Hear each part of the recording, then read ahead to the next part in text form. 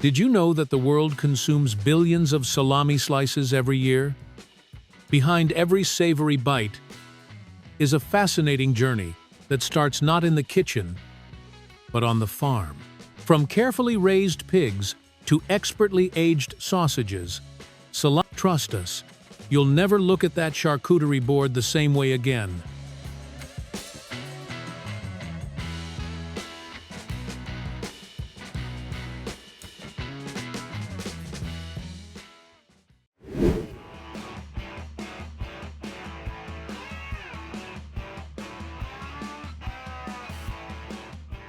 Did you know that salami isn't just meat's ancient history with spice and attitude? This savory, air-dried sausage dates all the way back to ancient Rome and was once the go-to protein snack for European peasants because it could sit out at room temperature for weeks without blinking. Salami is made from a mix of meats like pork, beef, or even venison, seasoned with salt, spices, and fat, then fermented and dried until it develops that unmistakable bold flavor and sometimes even a funky, edible white mold coat. From Italy's Genoa salami to Spain's smoky chorizo and America's beloved pepperoni, each type brings its own flair. Oh, and fun fact, scientists have detected over 400 different aromas in dry fermented sausages. That's a whole perfume counter of meaty goodness.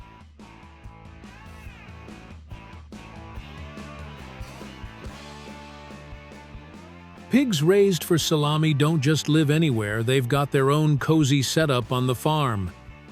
Their barns are divided into separate sections like piggy neighborhoods, with each pen assigned to a group based on age or size. And these pens aren't just bare floors either. They're often lined with thick, comfy straw bedding, perfect for rooting around, napping, or just living their best pig lives. The straw helps keep things clean and cozy, especially during colder months. Farmers check on them daily to make sure they're healthy, well-fed, and not getting into any piggy squabbles.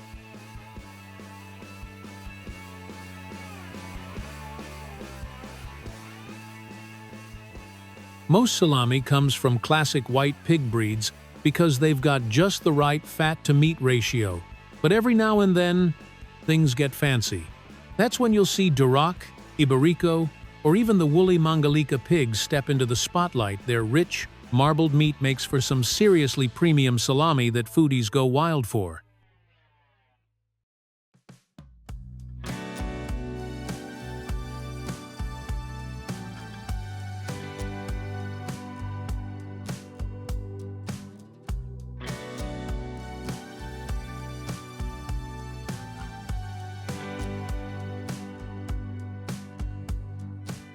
So what do these salami-bound pigs eat to get that perfect blend of tender meat and creamy fat? It's all about a balanced, high-quality diet. They're usually fed a mix of grains like corn, barley, and wheat. Sometimes even with extras like soybeans or bran, all chosen to build rich, marbled fat that makes salami melt in your mouth good.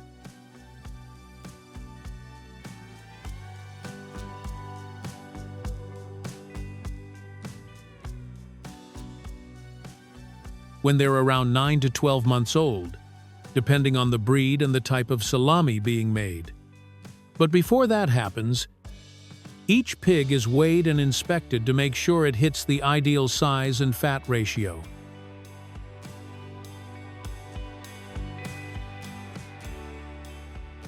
When it comes to making salami, not just any pork will do, it's all about the right cuts and the perfect fat balance. The go-to parts are lean pork from the shoulder and leg, mixed with firm, high-quality fat like back fat or hard fat. That lean-to-fat ratio? Super important. Too much fat and your salami turns greasy. Too little and it's dry. And crumbly, nobody wants that. While pork is the star, some specialty salami might also include beef or even game meat for a unique twist. Once the fresh pork arrives from the slaughterhouse, it goes through a strict inspection process at the factory. We're talking freshness checks, hygiene standards, and even lab testing. it's time to get down to business boning and grinding. Skilled workers carefully debone the meat, making sure only the best cuts make it through. Then, it's off to the meat grinder.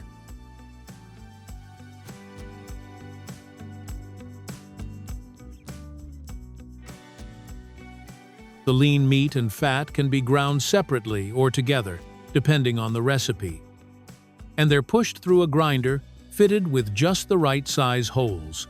That hole size isn't just a random choice, it plays a big role in the texture of the final salami. Smaller holes give you a smooth, fine salami, while larger ones create that rustic, chunky bite.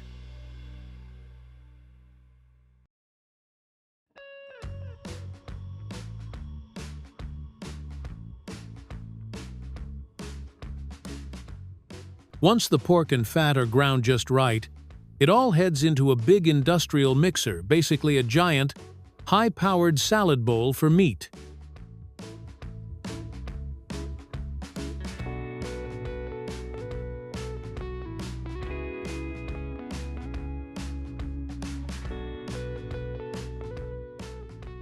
The ground mixture gets tossed with a blend of signature salami seasonings. Salt for curing, black pepper and garlic, maybe some smoky paprika. Even a splash of red wine or a pinch of sugar to round out the flavor. But it's not just about taste. Important ingredients like nitrates or nitrites are added and shelf-stable, and starter cultures. Once the meat mixture is perfectly seasoned and blended, it's time to stuff it into casings, basically the salami's new outfit. These casings can be natural, like carefully cleaned animal intestines, or man-made ones like collagen or synthetic types, depending on the style of salami being made. In modern factories, this step is handled by automatic stuffing machines that are absolute pros at the job. They can stuff and pack the salami tightly and consistently.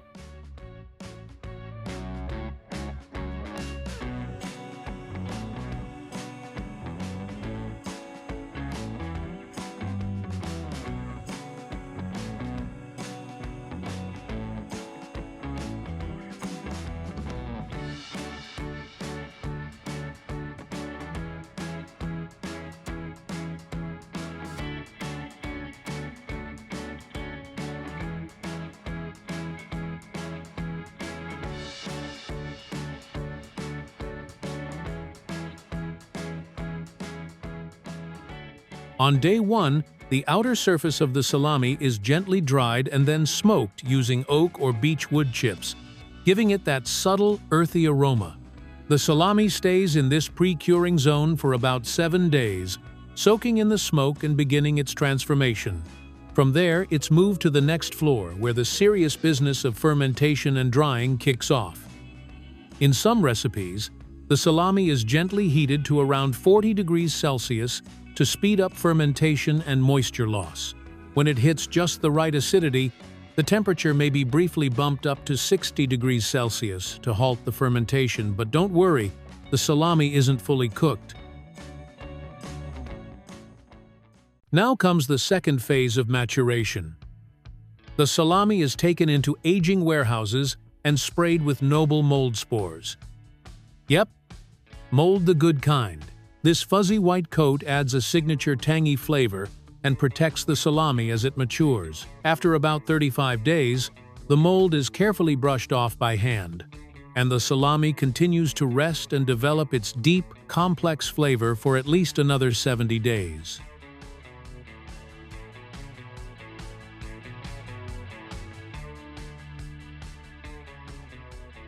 After all that careful aging, the salami is finally ready for its grand finale. The matured bars are transferred to the slicing section, where things get precise. They're sliced into perfect rounds, weighed for accuracy, and vacuum-packed to lock in freshness. Whether it's pre-sliced or left whole, each salami is handled with care. The labeling and packaging are often done by hand to avoid damaging the delicate mold layer that adds so much to its flavor and character.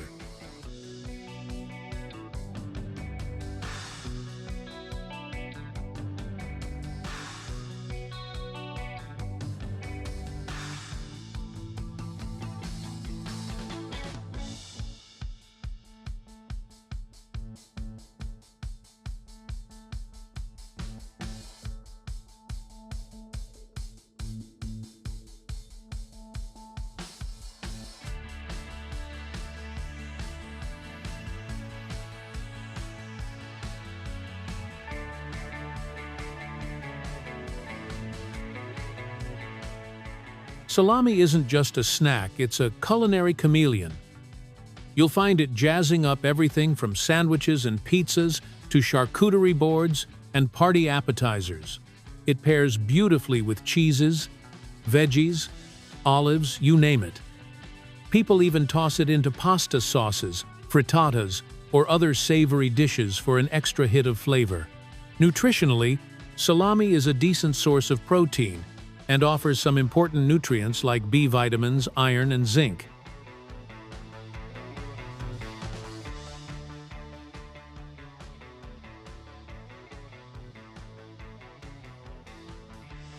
But here's the catch. It's also high in fat and sodium, so nutritionists recommend enjoying it in moderation. Some people may even be allergic to the special mold that forms on the outside during aging.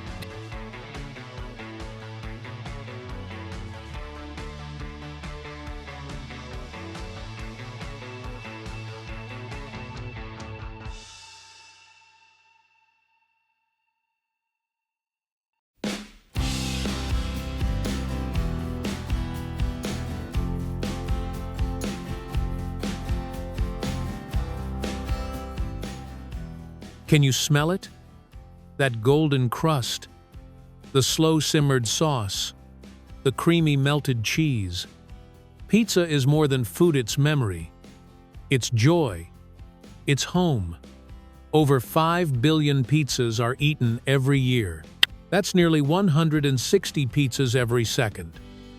But behind that number lies an incredible process machines, humans, recipes, and rhythm. So, how do we go from a ball of dough to a perfect, frozen pizza ready to be baked at home? Let's go behind the scenes.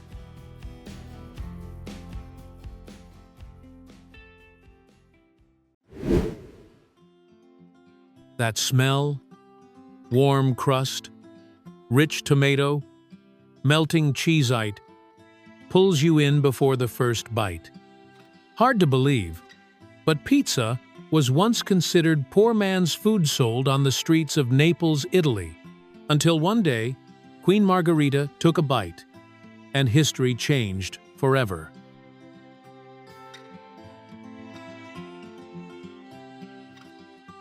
Today, pizza has become a global icon, with the 9th of February celebrated as World Pizza Day.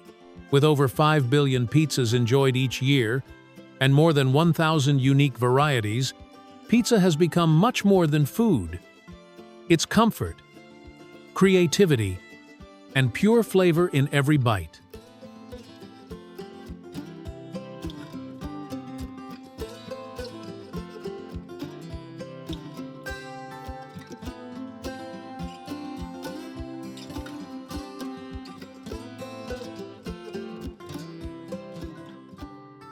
Now, let's take a look behind the scenes at how hundreds of thousands of pizzas are created every day inside a modern factory.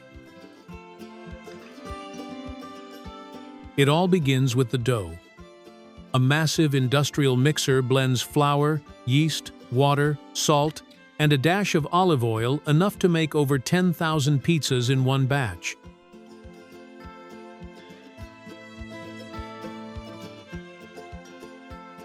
Next, the dough is divided into equal portions each, weighing around 250 grams, then gently shaped into smooth balls by automated rollers. These are your classic round pizza crusts in the making.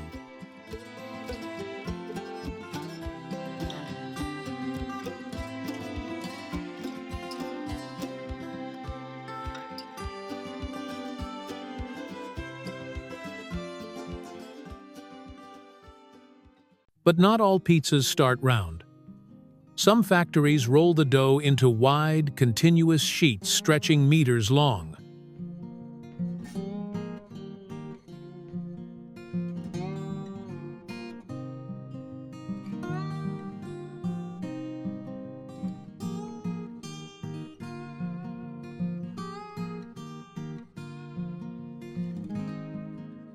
A roller with sharp pins pokes tiny holes across the dough. These vents prevent air bubbles and give the crust that flat, crispy texture we all crave.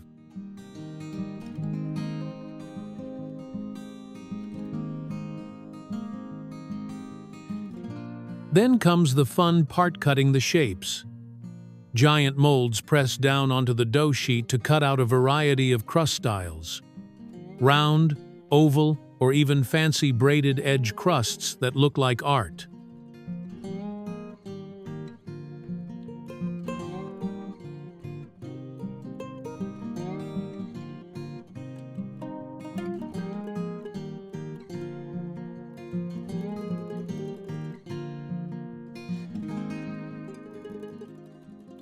Now it's time to bake. The raw crusts head into a multi-deck conveyor oven where they're baked at over 300 degrees Celsius, 572 degrees Fahrenheit, for a precise amount of time. Some factories bake more than 100 crusts per minute across multiple layers of the oven.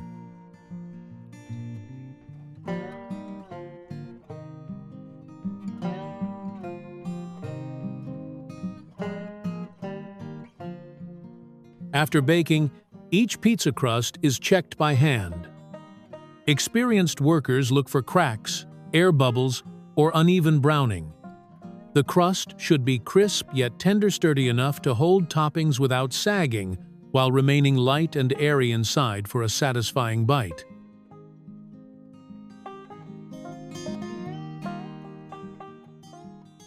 While the crusts cool, it's time to make the sauce. Most factories prepare their own secret blend of tomatoes, garlic, herbs, and spices. Then, the sauce is pumped into overhead machines that gently drizzle it in perfect spirals onto each base.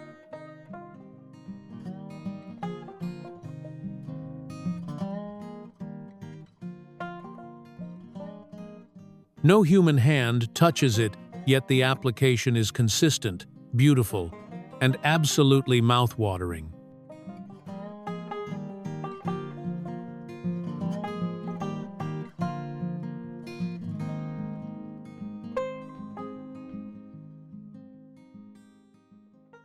Then, the pizza returns to the oven for a quick bake.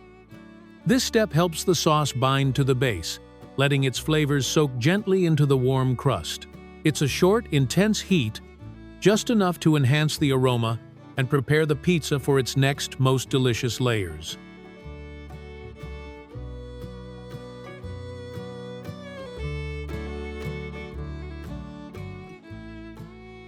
Next comes the cheese-glorious, stretchy, golden cheese.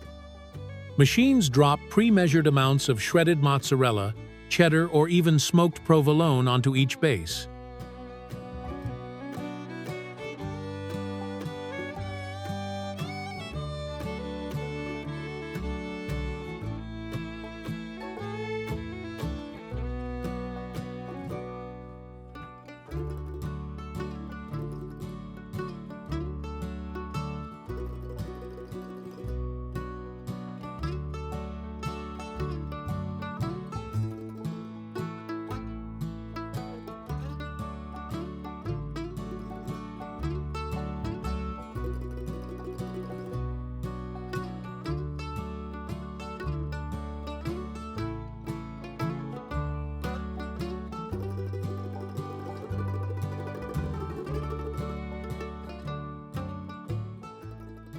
But in some factories, workers also hand-sprinkle cheese for specialty pizzas, ensuring the perfect melt every time.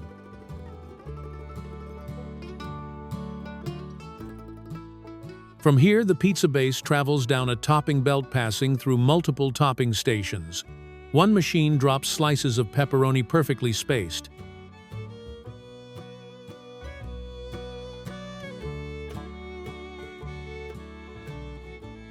Another sprinkles grilled chicken, each cube aligned with machine precision.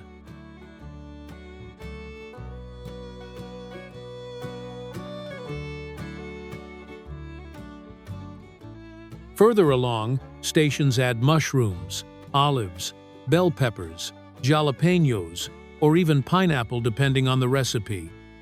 Each station is synchronized to the second, A single pizza might receive up to 8 toppings in under 30 seconds. Fun fact: some factories process over 100 metric tons of toppings per week.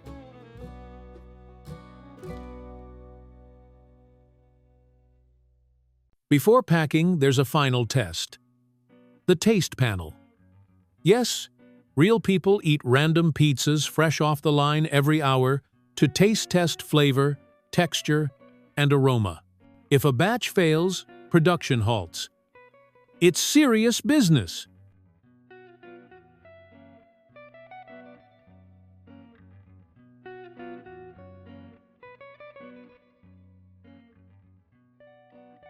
The pizzas are flash frozen to lock in freshness.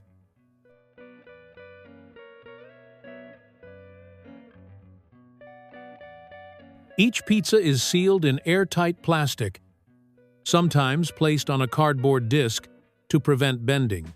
Labels with ingredients, nutritional info, and expiry dates are printed and applied automatically. Finally, the pizzas are boxed, loaded into cartons, and stacked onto pallets ready for shipment.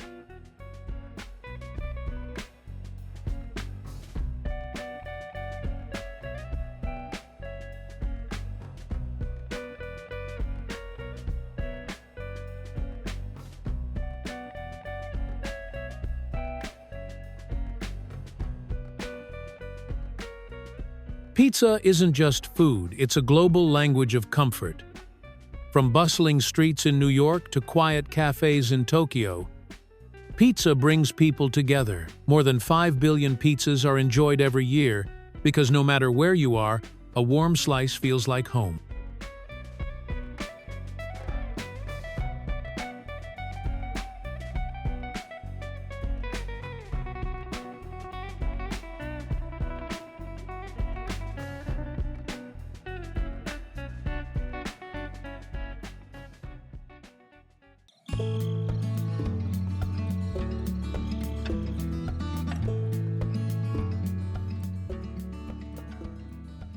Did you know that the global lobster market is worth over $6 billion a year?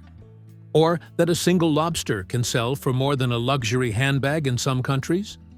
But behind every juicy lobster tail on your plate is a world you've probably never seen. Filled with underwater cages, late-night feedings, and incredibly skilled fishermen. In this video, we dive deep, literally, into the fascinating world of lobster farming and processing. Let's see how these ocean creatures are raised, cared for, harvested, and finally delivered fresh to your table. Get ready to have your mind blown about lobsters. Did you know these incredible creatures were once considered poor man's chicken, even fed to pigs and goats? And forget what you thought about their color. They're not naturally red. They can be green, yellow, or even a stunning blue, only turning that familiar crimson when cooked. Plus, they're quite the escape artists, able to swim both forward and backward, even scooting away in reverse when alarmed. Talk about surprising. These long-lived ocean dwellers can even reach up to 100 years old, sometimes growing to an astonishing 4 feet long.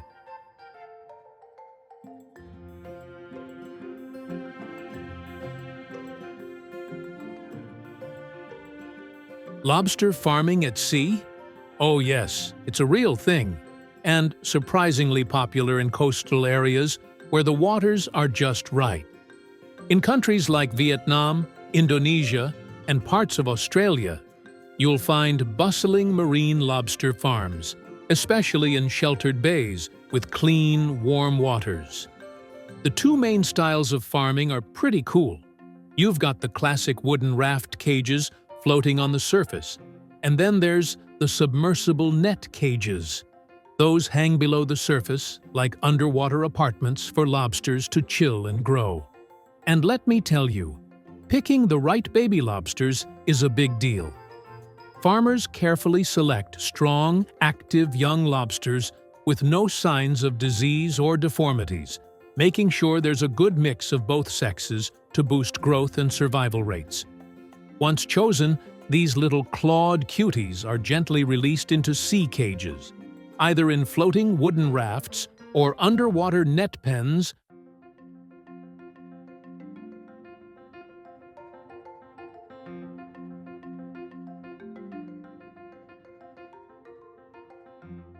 Feeding lobsters is way more intense than you'd ever imagine. It's not just tossing in pellets and calling it a day. Lobster farmers go full-on seafood buffet mode. They prep hefty bags loaded with goodies like fish, snails, clams, mussels, even tiny crabs. Then hop onto their boat, heading out to the sea cages. But wait, before serving up the next seafood feast, there's cleanup duty to handle. Lobsters aren't exactly tidy eaters, so farmers have to clear out the leftovers from the previous meal. That means diving down and using their hands to scoop out and brush away the scattered shells of snails, clams, and other bits still hanging around in the cage. It's like underwater housekeeping. And while they're at it, farmers also take the time to check on the lobsters, observing their health, behavior, and making sure everything's okay. Once the cage is all clean and tidy, it's mealtime again. The farmers scatter those bags full of all kinds of tasty treats, and the hungry lobsters don't waste a second. They swarm in like little underwater beasts and dig in. Watching them eat is wild. They grab food with their powerful claws, crack it open, and munch away with surprising precision. It's like a crustacean buffet down there, messy, fierce, and oddly satisfying to witness.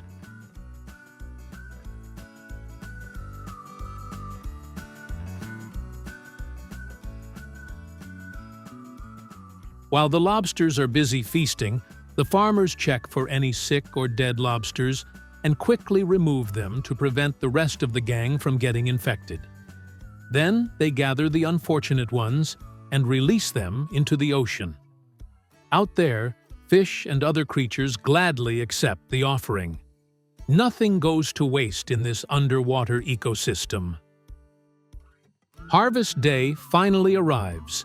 Lobsters are usually harvested once they've reached market size, typically around 0.3 to 0.5 kilograms each, depending on the target market. There are two main ways to do it. One, the farmers dive down with mesh bags, swimming through the sea like underwater treasure hunters, hand-picking the lobsters one by one. Or two, they haul the entire cage up onto the boat, hop inside, and gather the lobsters directly. Either way, it's a mix of hard work and excitement. Because hey, it's payday for all that underwater babysitting.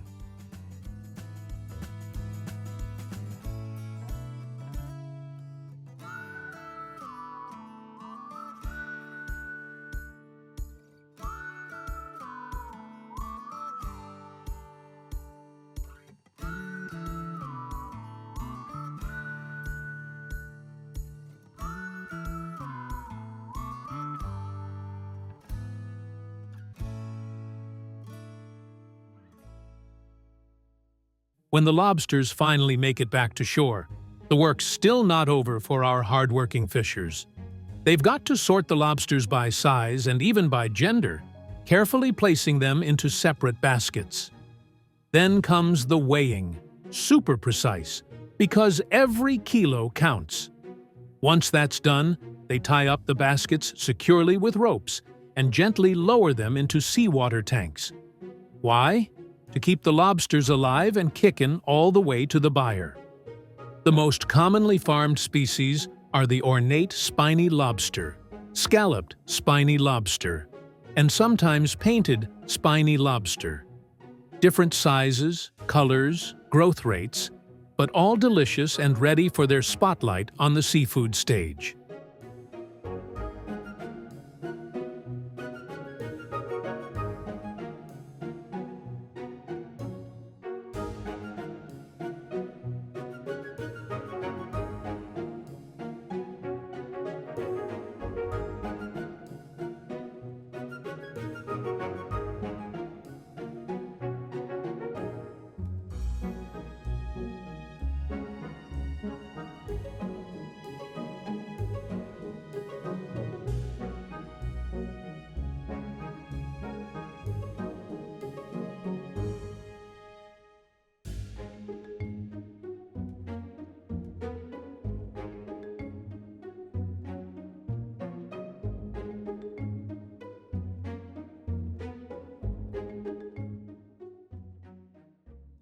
Ah, lobster, the superstar of the seafood world. You can grill it for that smoky, buttery flavor, steam it to keep all the sweet meat juicy and tender, or boil it the classic way with lemon and herbs. Feeling fancy?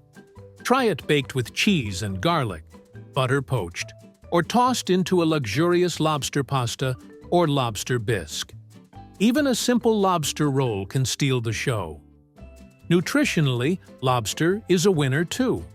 It's low in fat, high in protein, and packed with good stuff like vitamin B12, selenium, zinc, and omega-3 fatty acids. So, have you ever tried lobster?